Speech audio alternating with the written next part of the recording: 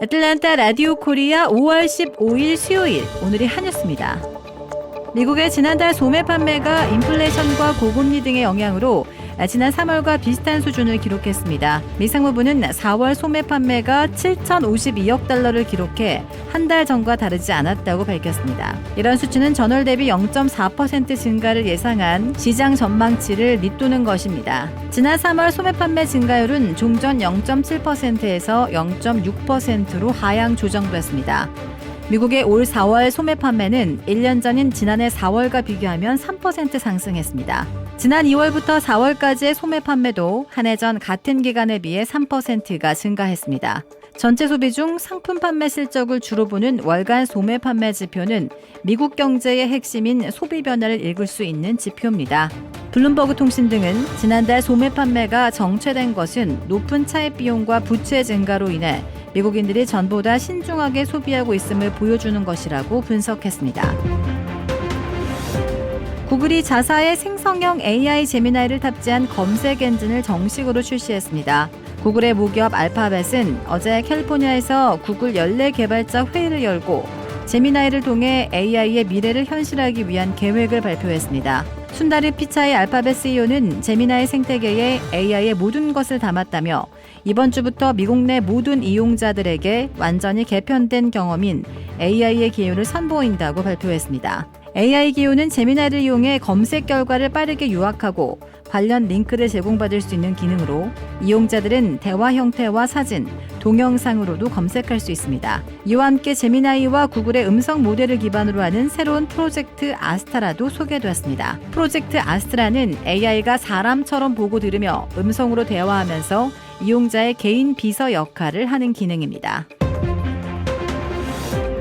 중국 정부 외교수장이 중국산 전기차와 전기차용 배터리, 반도체 등에 대한 미국의 급격한 관세 인상에 대해 이성을 잃었다며 강하게 비판했습니다. 오늘 중국 언론에 따르면 왕이 중국 공산당 중앙외사판공실 주임은 베이징에서 열린 제5차 중국 파키스탄 전략대화를 마친 뒤 기자회견에서 한동안 미국은 중국에서 자주 일방적 제재를 가하면서 미 무역법 301조의 관세를 남용했는데 중국의 정상적 경제, 무역, 과학, 기술 활동을 미친 듯이 탄압하는 것에 가깝다고 말했습니다.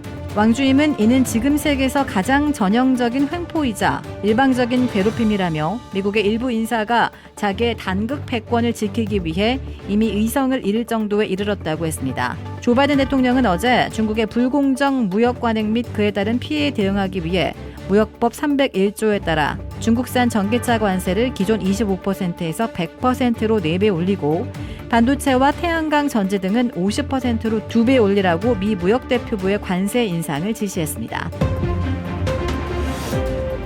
성추문 입막음 돈 의혹을 둘러싼 도널드 트럼프 전 대통령의 형사 재판이 한창 진행 중인 가운데 공화당의 유력한 부통령 후보들이 잇따라 재판정을 찾으며 트럼프 전 대통령을 향한 충성 경쟁에 열을 올리고 있습니다.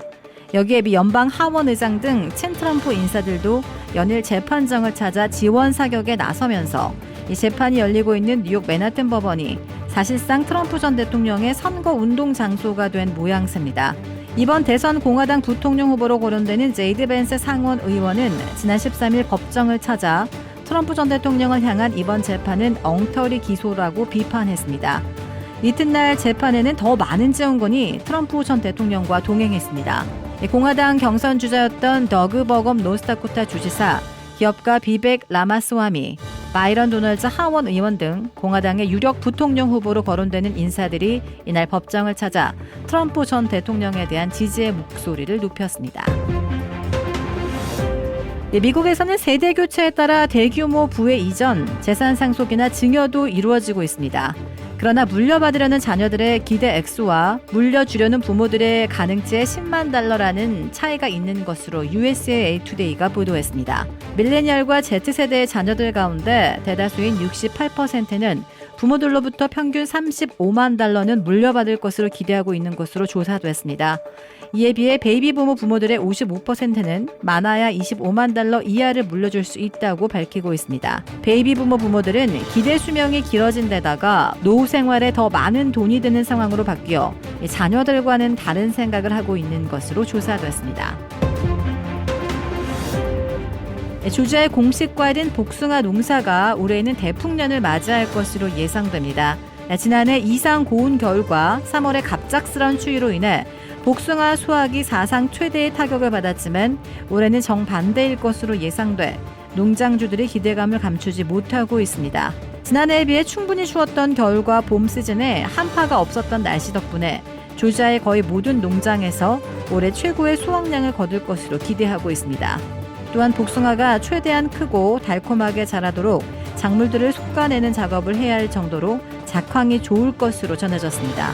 올해 복숭아의 풍작이 확실시 되는 만큼 초여름 조지아 농부들에게 경제적 이득을 가져다 줄 것으로 예상됩니다. 대형 식료품 체인인 크로고 메트로 애틀란타 일부 지점에 노인 클리닉을 도입했습니다. 크로고 매장 내부에는 백신을 맞거나 경미한 질병 등에 대해서는 진단을 내려주고 약을 처방해주는 더 리틀 클리닉이 있는데 이곳에 시니어 환자를 위한 1차 의료 서비스인 시니어 프라이머리 케어를 도입하고 주 7일 노인 전문 케어를 제공합니다. 메트로 애틀란타에는 소아니, 슈가힐, 애틀란타, 스머나, 스톤 마운틴 파크, 뉴넌 등 8개 지점에 도입돼 메디케어 혜택을 적용하길 원하고 마트를 방문하려는 노인들이 편리하게 보편적인 의료 서비스를 이용할 수 있을 전망입니다. 당뇨병, 고지혈증, 우울증 등 만성질환과 급성질환 관리와 진단, 연간 건강관리, 백신 접종, 영양상담 등 서비스를 기존 메디케어 어드밴티지 회원과 메디케어 수혜자를 중심으로 제공하게 됩니다. 한국의 윤석열 대통령이 한국 시각 15일 조국혁신당 조국 대표와 만나 악수를 했습니다. 윤 대통령은 부처님 오신 날인 이날 조계사 대웅전 앞 특설법단에서 열린 불기 2568년 부처님 오신 날 봉축 법요식에 참석했다가 퇴장하는 길에 조 대표와 인사를 나눴습니다.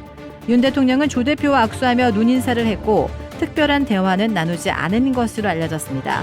조 대표 측은 윤 대통령이 조 대표에게 반갑습니다라고 말했다라면서 윤 대통령이 조 대표와 공식 석상에 만난 것은 지난 2019년 7월 이후 처음이라고 전했습니다. 문재인 정부에서 검찰총장으로 임명된 윤 대통령은 당시 청와대에서 열린 임명장 수여식에서 민정수석이었던 조 대표와 만나 차담을 했습니다. 이날 윤 대통령과 조 대표의 짧은 만남이 정치권에 관심을 끈 것은 두 사람의 정치적 악연 때문입니다. 2019년 8월 조 대표가 법무부 장관으로 내정되고 그를 둘러싼 여러 의혹이 제기되자 한국 검찰은 이른바 조국 사퇴 수사를 시작했습니다. 당시 윤 대통령은 검찰총장으로서 조 대표와 아내 정경심 전 교수의 자녀 입시 비리 의혹, 사모펀드 불법 투자 의혹 등에 대한 전방위적인 수사를 이끌었고 조 대표는 결국 법무부 장관으로 취임한 지 35일 만에 자리에서 물러났습니다.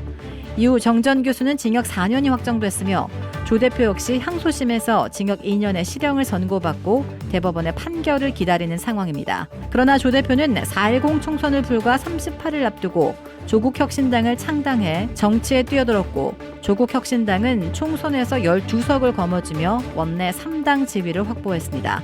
비례대표 의원으로 여의도 입성을 앞둔 조 대표는 최근 윤 대통령의 부인 김건희 여사 수사와 해병대 최상병 사망 사건에 대한 특검 등을 주장하며 대통령 탄핵까지 공개적으로 거론하고 있습니다. 이런 상황에서 윤 대통령과 조 대표의 이날 대면은 서로 불편하고 어색하지 않았겠느냐는 추측도 정치권에서 제기됩니다. 향후 윤 대통령과 조 대표의 정식 회동이 이루어질지에도 관심이 쏠리고 있습니다.